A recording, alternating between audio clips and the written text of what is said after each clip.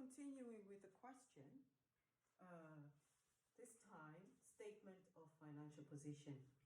Don't forget, you always have to write statement of financial position as at 31st of May 20X1. First thing, assets. Non-current assets, you look at your trial balance, you take the figure for property at cost, less accumulated depreciation. We work that out on workings, which is $21,800, and hence your net book value for property is $98,200. Next is equipment. You show the cost at $80,000, take away the accumulated depreciation, which you'll find in the workings as well, $48,500, and we end up with a net book value of $31,500. And then we list our current assets. The current assets in this question are inventory. Where do we get the figure for inventory? Closing inventory in the profit and loss account is always the inventory that's going to go in the statement of financial position. So if you go back and have a look at the statement of profit and loss, what's the closing inventory figure? Yes, 42,000. 42,000, which is reflecting on our current assets as inventory. Next, trade accounts receivable. You just take that obviously from the TB, the trial balance.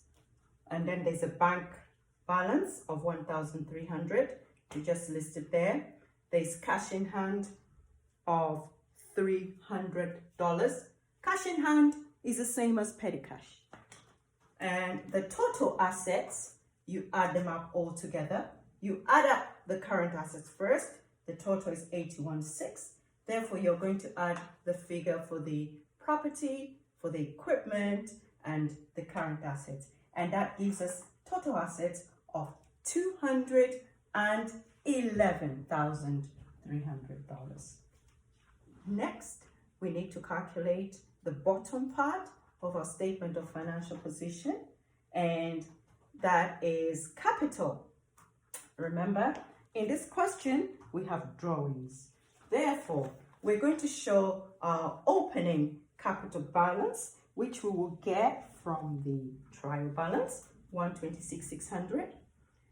Profit for the year, this figure will come from the profit and loss. That bottom figure that we got from the profit and loss, 42,700. Drawings is in the question.